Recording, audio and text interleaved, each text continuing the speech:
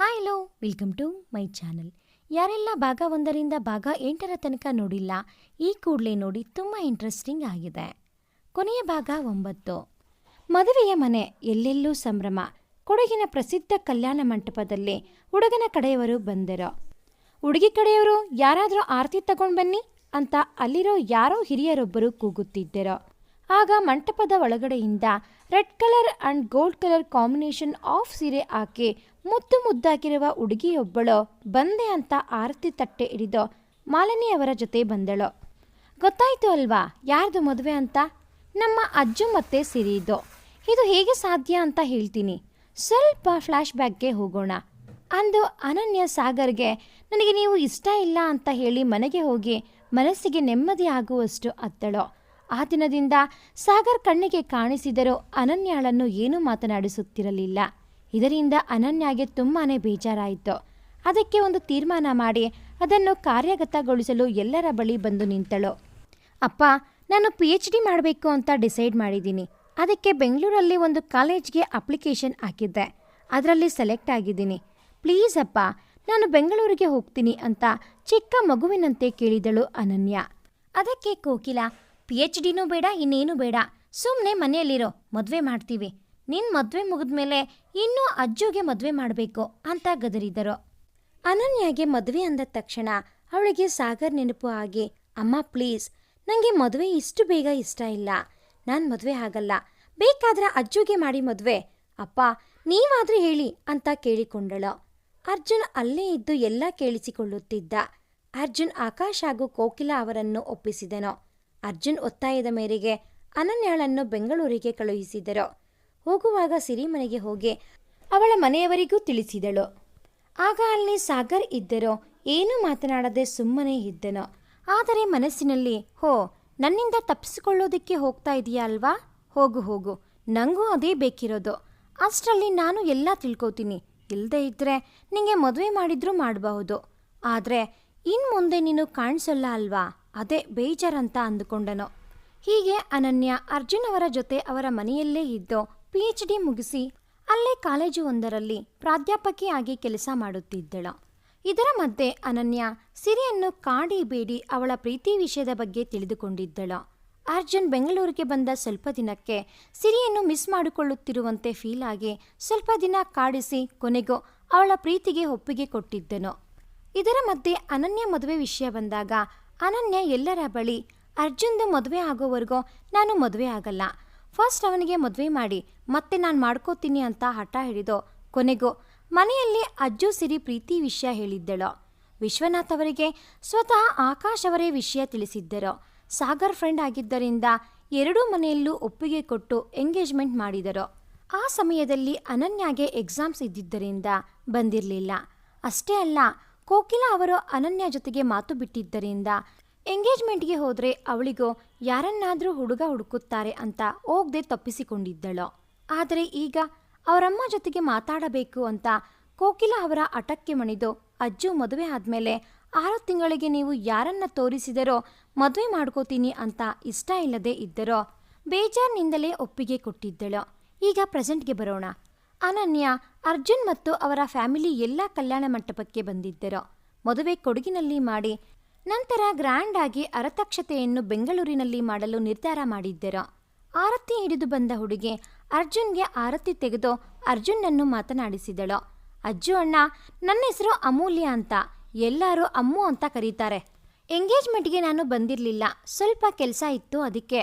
ನಿಮ್ಮ ಹೆಂಡತಿಗೆ ಅತ್ತೆ ಮಗಳು, ಈಗ ಆರತಿ ತೆಗ್ದೆ ಅಲ್ವಾ, ದುಡ್ಡು ಕೊಟ್ಟು ಹೋಗಬೇಕು ಅಂತ ದಮ್ಮಾಲು ಬಿದ್ದಳು. ಅರ್ಜುನ್ ಕಡೆಯವರೆಲ್ಲ ಇವರ ಮಾತಿಗೆ ನಗುತ್ತಿದ್ದರೆ ಅನನ್ಯ ಮಾತ್ರ ಅವಳ ಕಡೆಗೆ ಗುರಾಯಿಸಿ ನೋಡಿ ಸಾಗರ್ನನ್ನು ಹುಡುಕುತ್ತಿದ್ದಳು.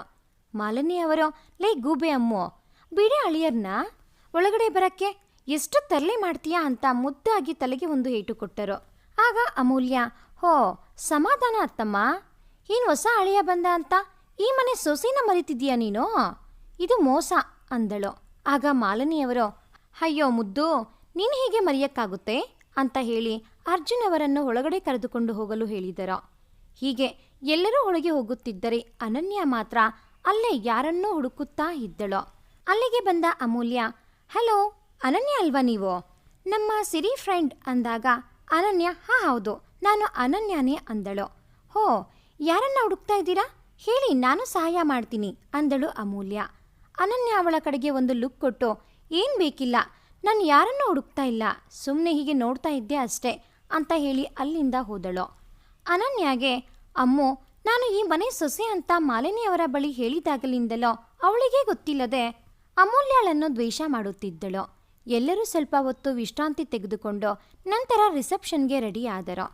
ಅನನ್ಯ ಮತ್ತೆ ಅವಳ ಕೋತಿ ಗ್ಯಾಂಗ್ ಎಲ್ಲರೂ ಸಿರಿ ರೂಮ್ನಲ್ಲಿ ಸೇರಿಕೊಂಡು ಅವಳಿಗೆ ರೇಗಿಸುತ್ತಿದ್ದರು. ಆಗ ಅಲ್ಲಿಗೆ ಅಮೂಲ್ಯ ಬಂದು ಹಾಯ್ ಎಲ್ಲರಿಗೂ ಅಂದಳು. ಎಲ್ಲರೂ ಹಾಯ್ ಅಂದರೆ ಅನನ್ಯ ಮಾತ್ರ ಸಿರಿ ನಾನು ಮತ್ತೆ ಸಿಗ್ತೀನಿ, ಅಜ್ಜು ಕರೀತಾ ಇದ್ದಾನೆ ಅಂತ ಅಲ್ಲಿಂದ ಅಜ್ಜು ರೂಮ್ಗೆ ಹೋದಳು. ಇದನ್ನೆಲ್ಲ ನೋಡುತ್ತಿದ್ದ ಒಬ್ಬರು ಮುಗುಳ್ನಗುತ್ತಿದ್ದರು. ಅಂತೂ ಇಂತೂ ರಿಸೆಪ್ಷನ್ ಟೈಮ್ ಆಗಿ ಸಿರಿ ಹಾಗೂ ಅರ್ಜುನ್ ಸ್ಟೇಜ್ ಮೇಲೆ ಬಂದರು.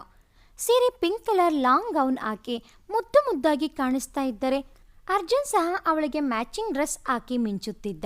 ಅನನ್ಯ ಯಾರಿಗಾಗಿ ಕಾಯುತ್ತಿದ್ದಳೋ ಅವರು ಕೊನೆಗೆ ಸ್ಟೇಜ್ ಮೇಲೆ ಕಾಣಿಸಿಕೊಂಡರು. ಗೊತ್ತಲ್ವಾ ಯಾರು ಅಂತ? ಅದೇ ನಮ್ಮ ಸಾಗರ್. ಸೂಟ್ ಹಾಕಿ ಕ್ಯೂಟಾಗಿ ಕಾಣಿಸ್ತಾ ಇದ್ದ. ಅನನ್ಯ ಅಂತೂ ಅವನನ್ನೇ ನೋಡಿಕೊಂಡು ನಿಂತಳು. ಅಲ್ಲಿಂದ ಕೆಳಗಡೆ ಬಂದ. ಅವಳನ್ನು ನೋಡಿಯೂ ನೋಡದಂತೆ ಅಲ್ಲಿಂದ ಹೋಗಿ ಅಮ್ಮು ಪಕ್ಕ ಕುಳಿತುಕೊಂಡು ನಗುನಗುತ್ತಾ ಮಾತನಾಡಿದನು. ಇದರಿಂದ ಅನನ್ಯಾಗೆ ತಡೆಯಲಾರದಷ್ಟು ಕೋಪ ಬಂತು. ಯಾಕಂದರೆ ಅವಳಿಗೂ ಮೊದಲಿನಿಂದಲೂ ಅವನು ಅಂದರೆ ತುಂಬ ಇಷ್ಟ.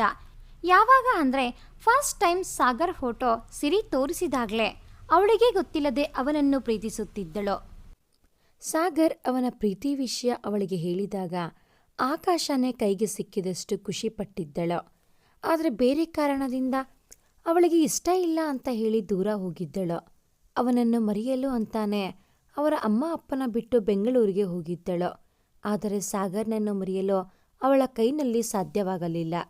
ಆದ್ದರಿಂದ ಸಾಗರ್ಗೆ ಎಲ್ಲ ವಿಷಯ ಹೇಳಬೇಕು, ಅವರೇ ಸರಿ ಮಾಡ್ತಾರೆ ಅಂದುಕೊಂಡು ಅವನನ್ನು ಹುಡುಕುತ್ತಿದ್ದಳು. ಆದರೆ ಸಾಗರ್ ಇವಳನ್ನು ನೋಡಿದ ಹಾಗೆ ಅಮೂಲ್ಯ ಜೊತೆ ಹರಟೆ ಹೊಡೆಯುತ್ತಿದ್ದನು. ಅನನ್ಯ ಮನಸ್ಸಿನಲ್ಲಿ ಇವಳು ಯಾರೋ ಬಂದರೆ ನಾನು ಸುಮ್ಮನೆ ಆಗಬೇಕಾ? ಸಾಗರ್ ಯಾವತ್ತಿದ್ರೂ ನನ್ನವರು, ನಾನಿವತ್ತು ಎಲ್ಲ ವಿಷಯ ಹೇಳಲೇಬೇಕು ಅಂತ ತೀರ್ಮಾನ ಮಾಡಿ ಸಾಗರ್ ಇರುವ ಕಡೆಗೆ ಬಂದಳು. ಹಾಯ್ ಸಾಗರ್. ಹಾಯ್ ಅಮೂಲ್ಯ ಅಂದಳು ಅನನ್ಯ. ಹಾಯ್ ಅನನ್ಯ, ಬನ್ನಿ ಕೂತ್ಕೊಳ್ಳಿ ಎಂದಳು ಅಮೂಲ್ಯ. ಥ್ಯಾಂಕ್ಸ್ ಅಮೂಲ್ಯ ಅಂತ ಹೇಳಿ ಅಲ್ಲೇ ಸಾಗರ್ ಪಕ್ಕದ ಚೇರ್ನಲ್ಲಿ ಕುಳಿತಳು. ಸಾಗರ್ ಅದನ್ನು ಕಂಡು, ಅಮ್ಮು, ನಾನು ನಿಂಗೆ ಮತ್ತೆ ಸಿಗ್ತೀನಿ, ನನಗೆ ಸ್ವಲ್ಪ ಕೆಲಸ ಇದೆ ಅಂತ ಅಲ್ಲಿಂದ ಹೋಗಲು ತಯಾರಾದನು. ಅದನ್ನು ಕಂಡು ಅನನ್ಯಾಗೆ ಬೇಜಾರಾದರೆ ಅಮೂಲ್ಯ, ಲೋ ಅತ್ತೆ ಮಗನೇ, ಅನನ್ಯನ ಮಾತಾಡ್ಸೋ, ನೀವಿಬ್ಬರೂ ಇದಕ್ಕಿಂತ ಮುಂಚೆ ಮಾತಾಡೇ ಇಲ್ವಾ ಅಂತ ಕೇಳಿದಳು. ಅದಕ್ಕೆ ಸಾಗರ್, ಇಲ್ಲ ಅಮ್ಮೋ, ನನಗೆ ಇವರು ಅಷ್ಟೊಂದು ಪರಿಚಯ ಇಲ್ಲ, ಸಿರಿ ಫ್ರೆಂಡ್, ಅಜ್ಜು ತಂಗಿ ಅಂತ ಗೊತ್ತು ಅಷ್ಟೇ ಅಂತ ಹೇಳಿ ಅಲ್ಲಿಂದ ಹೋದನು. ಇದನ್ನು ಕಂಡ ಅನನ್ಯ, ಹೋ, ರಿವೆಂಜ್ ತೀರ್ಸ್ಕೋತಿದ್ದಾರೆ, ನಾನು ಬಿಡ್ತೀನಾ? ಅಮೂಲ್ಯ, ಒಂದು 5 ಮಿನಿಟ್ಸ್ ಬಂದೆ ಅಂತ ಹೇಳಿ ಸಾಗರ್ ಹಿಂದೆನೇ ಹೋದ್ಲು. ಇದನ್ನು ಕಂಡು ಪಾಪ ನಮ್ಮ ಅಮ್ಮು, ಅಯ್ಯೋ ಏನಿದೆ ಇಬ್ಬರು ಹೊರಟು ಹೋದರು ಅಂತ ಅಲ್ಲೇ ಇರುವ ಮಾಲಿನಿಯವರ ಬಳಿ ಹೋದಳು. ಪಾಪ ಅವಳಿಗೆ ಏನು ವಿಷಯನೇ ಗೊತ್ತಿರಲಿಲ್ಲ. ಸಾಗರ್ ಅಲ್ಲಿಂದ ಎದ್ದು ಹೊರಗಡೆ ಹೋಗಿ ಅಲ್ಲೇ ಹುಲ್ಲು ಹಾಸಿನ ಮೇಲೆ ಹಾಕಿದ್ದ ಬೆಂಚ್ ಮೇಲೆ ಕುಳಿತನು. ಅವನಿಗೆ ಗೊತ್ತಿತ್ತು ಪಕ್ಕ ಅನನ್ಯ ಬಂದೇ ಬರ್ತಾಳೆ ಅಂತ. ಅಲ್ಲಿಗೆ ಬಂದ ಅನನ್ಯ, ಸಾಗರ್, ನಿಮ್ಮ ಜೊತೆ ಮಾತಾಡಬೇಕು, ಇಲ್ಲೇ ಇರಿ, ಮತ್ತೆ ಎದ್ದು ಹೋಗಬೇಡಿ ಅಂದಳು. ಸಾರಿ ಮೇಡಮ್, ನೀವು ಯಾರೋ ನನಗೆ ಗೊತ್ತಿಲ್ಲ ಅಂತ ಕೋಪದಲ್ಲಿ ನುಡಿದನು ಸಾಗರ್. ಸಾಗರ್, ಇವಾಗ ನನ್ನ ಆಟ ಆಡಿಸೋ ಸಮಯ ಅಲ್ಲ, ಪ್ಲೀಸ್ ನಾನು ಹೇಳೋ ಮಾತು ಕೇಳಿ ಎಂದಳು. ನಿಮ್ಮನ್ನು ಆಟ ಆಡ್ಸೋಕ್ಕೆ ನಾನು ಯಾರೋ? ನೀವೇ ನನ್ನ ಹೆಂಡ್ತಿನಾ? ಹೋಗ್ರಿ, ಕೆಲಸ ನೋಡ್ಕೊಳ್ಳಿ ಅಂದನು. ಆಗ ಅನನ್ಯ, ಮದುವೆ ಮಾಡಿಕೊಂಡ್ರೆ ಹೆಂಡ್ತಿ ಆಗ್ತೀನಿ, ಮಾಡ್ಕೊಳ್ಳಿ, ನನಗೇನು ಕಷ್ಟ ಇಲ್ಲ ಅಂತ ಸಣ್ಣದಾಗಿ ಹೇಳಿದಳು. ಸಾಗರ್ಗೆ ಕೇಳಿಸಿದ್ರು ಕೇಳಿಸಿಲ್ಲ ಎಂಬಂತೆ ಏನೂ ಅಂದನು. ಅದೇ ಮದುವೆ ಮಾಡಿಕೊಂಡ್ರೆ ಹೆಂಡ್ತಿನೇ ಆಗ್ತೀನಿ, ಮದುವೆ ಮಾಡ್ಕೊಳ್ಳಿ ಅಂದೆ ಎಂದಳು. ಅದಕ್ಕೆ ಸಾಗರ್, ಏನು ಆಟ ಆಡ್ತಾ ಇದೆಯಾ ಅನನ್ಯ? ನಾನು ಕೇಳಿದಾಗ ಇಷ್ಟ ಇಲ್ಲ ಅಂತ ಹೇಳಿ ಇವಾಗ ಬಂದು ಮದುವೆ ಮಾಡ್ಕೊಳ್ಳಿ ಅಂತ ಇದೆಯಾ? ಹೆಂಗೆ ಕಾಣಿಸ್ತಾ ಇದ್ದೀನಿ ನಿನ್ನ ಕಣ್ಣಿಗೆ ನಾನು? ಸಾರಿ, ನನಗೆ ಬೇರೆ ಮದುವೆ ಸೆಟ್ ಆಗಿದೆ, ನೀವು ನಿಮ್ಮ ಮನೆಯವರು ನೋಡೋ ಹುಡುಗನ ಜೊತೆ ಮದುವೆ ಆಗಿ ಅಂದನು. ಅನನ್ಯ ಊಹಿಸಿದ ರೀತಿಯಲ್ಲಿ ರಿಪ್ಲೈ ಬಂದಾಗ ಅವಳ ಕಣ್ಣಿನಲ್ಲಿ ನೀರು ಬಂದವು. ಆದರೂ ಸವರಿಸಿಕೊಂಡು, ಸಾಗರ್, ನಾನು ಹೇಳಿರೋದು ಒಂದೇ ಒಂದು ಬಾರಿ ಕೇಳಿ, ಆಮೇಲೆ ನಿಮ್ಮಿಷ್ಟ ಅಂತ ಅವಳು ಯಾಕೆ ಅವತ್ತೋ ಇಷ್ಟ ಇಲ್ಲ ಅಂತ ಹೇಳಿ ಹೋದಳು ಅಂತ ಹೇಳಿದಳು. ನಾನು ಬೆಂಗಳೂರಿನಲ್ಲಿ BSc ಓದ್ತಾ ಇದ್ದಾಗ ಅಪ್ಪ ಅಲ್ಲೇ ಬ್ಯಾಂಕಲ್ಲಿ ಕೆಲಸ ಮಾಡ್ತಾ ಇದ್ದರು. ಅಲ್ಲಿ ಅಪ್ಪಗೆ ಒಬ್ಬರು ತುಂಬ ಆತ್ಮೀಯರಾದ ಸ್ನೇಹಿತರು ಒಬ್ಬರು ಇದ್ದರು. ಅವರು ಕೇಶವರಾಯ್ ಅಂತ ನಮ್ಮ ಮನೆಗೂ ಬರ್ತಾ ಇದ್ದರು. ನಾವು ಅವರ ಮನೆಗೆ ಹೋಗ್ತಾ ಇದ್ವಿ. ಆಂಟಿ ಹೆಸರು ಲಲಿತಾ. ಹಾಗೆ ಅವರಿಗೆ ಒಬ್ಬಳು ಮಗಳು ಇದ್ದಳು, ನಮಿತಾ ಅಂತ. ಅವಳು ನನಗಿಂತ 3 ವರ್ಷ ದೊಡ್ಡೋಳು. ಇಂಜಿನಿಯರಿಂಗ್ ಫೈನಲ್ ಇಯರ್ ಓದ್ತಾ ಇದ್ದಳು. ನಾವು ಒಂಥರ ಫ್ಯಾಮಿಲಿ ಫ್ರೆಂಡ್ಸ್ ಆಗಿದ್ವಿ. ತುಂಬಾ ಕ್ಲೋಸ್ ಇದ್ವಿ. ಆದರೆ ಒಂದು ದಿನ ನಮಿತಾ ಯಾವುದೋ ಹುಡುಗನ ಜೊತೆಗೆ ಓಡಿ ಹೋಗಿ ಮದುವೆ ಆಗಿಬಿಟ್ಟಿದ್ಲು. ಇದರಿಂದ ಅಂಕಲ್ ಆಂಟಿ ತಡೆದುಕೊಳ್ಳಲು ಆಗಲಿಲ್ಲ. ನಮಿತಾ ಅವರಿಗೆ ಒಬ್ಬಳೇ ಮಗಳು. ಅಂಕಲ್ ಮೊದಲೇ ಹಾರ್ಟ್ ಪೇಷಂಟ್. ಅದು ಅವಳಿಗೆ ಗೊತ್ತಿದ್ರೂ ಆ ಕೆಲಸ ಮಾಡಿದ್ದು. ಅದನ್ನು ಅರಗಿಸಿಕೊಳ್ಳೋದಕ್ಕೆ ಆಗದೆ ಅಂದೇ ಅಂಕಲ್ ಉಸಿರು ನಿಂತಿತು. ಪತಿಯ ಸಾವು, ಮಗಳು ಮಾಡಿದ ಕೆಲಸ, ಮಾನ ಮರ್ಯಾದೆ ಎಲ್ಲ ನೆನಪಿಗೆ ಬಂತು. ಲಲಿತಾ ಆಂಟಿಗೂ ಸಹ ಲೋ BP ಆಗಿ ಅಂದೇ ಅವರು ನಮ್ಮನ್ನೆಲ್ಲ ಬಿಟ್ಟು ಹೋದರು ಅಂತ ಹೇಳಿ ಅನನ್ಯ ಸ್ವಲ್ಪ ಹೊತ್ತು ಅತ್ತಳು. ಸಾಗರ್ ಸಹ ಸಮಾಧಾನ ಮಾಡದೆ ಅವಳೇ ಸರಿ ಹೋಗ್ಲಿ ಅಂತ ಸುಮ್ಮನಾದನು. ನಂತರ ಅನನ್ಯ ಸಮಾಧಾನ ಮಾಡಿಕೊಂಡು ಒಂದೇ ದಿನದಲ್ಲಿ ತನ್ನ ಪ್ರಾಣ ಸ್ನೇಹಿತನ ಕುಟುಂಬ ಹೀಗೆ ಆಗಿದ್ದು ಅಪ್ಪಗೆ ಅರಗಿಸಿಕೊಳ್ಳೋದಕ್ಕೆ ಆಗಲಿಲ್ಲ. ತುಂಬ ದಿನ ಬ್ಯಾಂಕ್ಗೆ ಹೋಗದೆ ಒಬ್ಬರೇ ಕುಳಿತು ಆಲೋಚನೆ ಮಾಡ್ತಾ ಇದ್ರು. ಸರಿಯಾಗಿ ಊಟ ಮಾಡ್ತಾ ಇರಲಿಲ್ಲ. ನಿದ್ದೆಯಲ್ಲೂ ಅಂಕಲ್ ಬಗ್ಗೆನೇ ಕನವರಿಸುತ್ತಾ ಇದ್ದರು. ಇದರಿಂದ ಜ್ವರನೂ ಬಂದಿತ್ತು. ನಮಗೆ ತುಂಬಾ ಭಯ ಆಗಿತ್ತು. ಅವತ್ತೊಂದಿನ ಅಪ್ಪ ನನ್ನ ಕರೆದು ನನ್ನ ಹತ್ತಿರ ಪ್ರಾಮಿಸ್ ಮಾಡಿಸಿಕೊಂಡಿದ್ರು. ಅವರು ನೋಡುವ ಹುಡುಗನನ್ನೇ ಮದುವೆ ಆಗ್ತೀನಿ, ಬೇರೆ ಯಾರನ್ನೂ ಪ್ರೀತಿಸಲ್ಲ ಅಂತ. ಅದಕ್ಕೆ ನನಗೆ ಅಪ್ಪಗೆ ಕೊಟ್ಟಿದ್ದ ಮಾತು ಚುಚ್ಚುತ್ತಿತ್ತು. ಅದಕ್ಕೆ ನಿಮಗೆ ಇಷ್ಟ ಇಲ್ಲ ಅಂತ ಹೇಳಿದೆ. ಆದರೆ ನೀವು ಅಂದರೆ ನನಗೆ ತುಂಬಾ ಇಷ್ಟ. ಹೀಗೇಳಿ ನನ್ನ ಸ್ಥಾನದಲ್ಲಿ ನೀವು ಇದ್ದಿದ್ರೆ ಏನು ಮಾಡ್ತಾಯಿದ್ರಿ? ಆ ಕಡೆ ಇಷ್ಟು ವರ್ಷ ಪ್ರೀತಿಯಿಂದ ಸಾಕಿದ ಅಪ್ಪ, ಇನ್ನೊಂದು ಕಡೆ ನೀವು. ಇದರಲ್ಲಿ ನನಗೆ ಅಪ್ಪನೇ ಜಾಸ್ತಿ ಆದರು. ಅವರ ಪ್ರೀತಿ ಮುಂದೆ ಬೇರೆಯವರ ಪ್ರೀತಿ ತುಂಬಾ ಕಡಿಮೆ ಅಂತ ಅನ್ನಿಸ್ತು. ಅದಕ್ಕೆ ಅವತ್ತು ಹಾಗೆ ಹೇಳಿದೆ. ಇವಾಗೋ ನಾನು ಅಪ್ಪ ಮಾತು ಮೀರಲ್ಲ. ನಿಮಗೆ ಎಲ್ಲ ವಿಷಯ ಹೇಳಿದ್ರೆ ನೀವು ಅಪ್ಪ ಹತ್ತಿರ ಮಾತಾಡ್ತೀರಾ? ಈಗ ಹೇಗೂ ಸಿರಿ ಅಜ್ಜು ಮದುವೆ ಆಗ್ತಾ ಇದೆ ಅಲ್ವಾ, ಅಪ್ಪ ಒಪ್ಪಬಹುದು ಅಂದುಕೊಂಡೆ. ಆದರೆ ಪರವಾಗಿಲ್ಲ ಬಿಡಿ, ನಿಮಗೆ ಮದುವೆ ಬೇರೆ ಹುಡುಗಿ ಜೊತೆ ಸೆಟ್ ಆಗಿದೆ. ಈಗ ಮಾತಾಡೋದು ಸರಿ ಇರಲ್ಲ. Happy marriage life Sagar.